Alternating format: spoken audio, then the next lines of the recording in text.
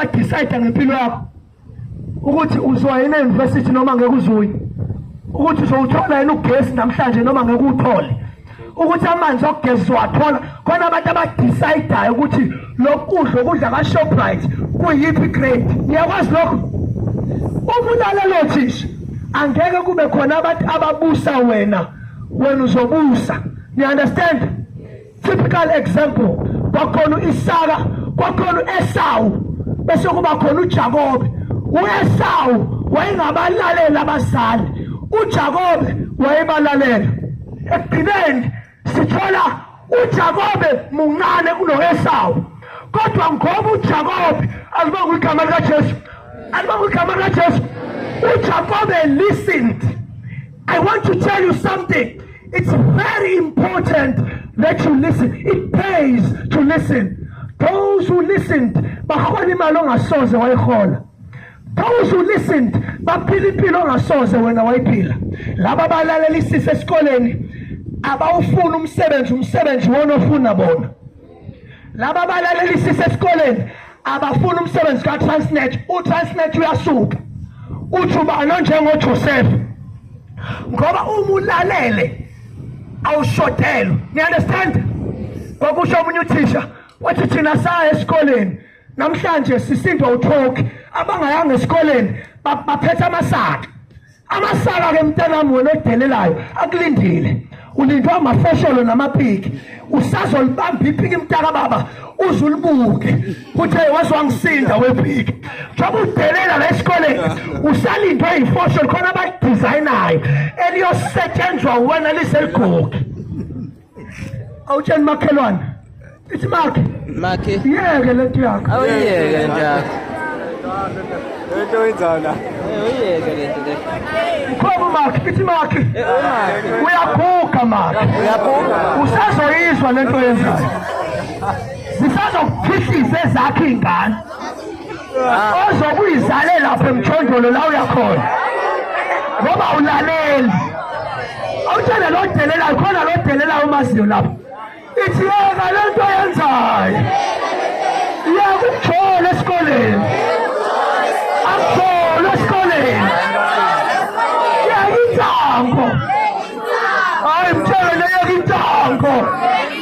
Ngoba ngeke ushuye ndawo. Come back. Now, in conclusion, these are very serious things. It is recorded. Uzoyifika ku YouTube in 20 years time. Sehlangana nawe ngeimoto zethu uhamba ucela amashumu wena. Izobe ikhona le video ku YouTube. Izobe ikhuluma nawe. Ingakhethi uJesu akuzufika enkantolo mase ezohlulela umhlaba. Kuyosukuma amazwi avele wakhulumile. Siyohlulelwa amazwi uJesu awasho. Wathi ngiyisinkwa sokuphila. Wathi ozayo kimi akasoze alamba. Okholwa yimi akasozoma. Wathi ngingumnyango ovulekileyo. Ongenayo ufumana idlelo. Ngoba eminyango singena siphinde singene ebese sifumana idlelo. Uthi uJesu mina ngiyisinkwa sokuphila. Kunenkinga namhlanje ukuthi poverty, thirst. Can somebody say thirst? Yes. Jani makhelwane. It's abantu bomiwe emhlabeni. Bomiwe njengoba sikhuluma ngokoma nje khona osenkingeni. Ngoba bomiwe. Uyabona njengoba ngikhuluma ngokoma nje ngimfaka enkingeni. Uma unoJesu awunankinga yokoma. Ngoba uthi uJesu okholwa yini kuyokophoza imfuno yokuphila ngaphakathi kuyo. Akasivala amehlo. Our time is depleted and exhausted. We are going to do something which is called declarations. When God created the heavens and the earth, He did not put work gear on. He just sat on His divine throne and He started to speak. As we are called the children of God, we have the power to create. Ingakho kusemqoqa ukuthi wamkela uJesu, wena ongenayo uJesu vala indlebe i-apply kuwena le. I-apply kulabo abanoJesu. Uma ke unoJesu uba umntwana kaNkulunkulu ebese uyakwazi ukukhuluma izinto ezingekho sibe khona. Amen. Manje ke usuzokhuluma. Isho ngengqondo yakho, yini career yakho? isho ngengqondo ungangiphenduli. What is your career? Okay, ngicela ke manje engqondweni yakho uzipictureishe use officeini lakho kwi-career yakho. Buka isikhe semoto siphethe. Uyasibona? Uyalibona i-office lakho? Buka iy'thombe ey'sodongeni. Khona umatric wakho kuleziya y'thombe. Imaphi ama-symbols amaningi lapha?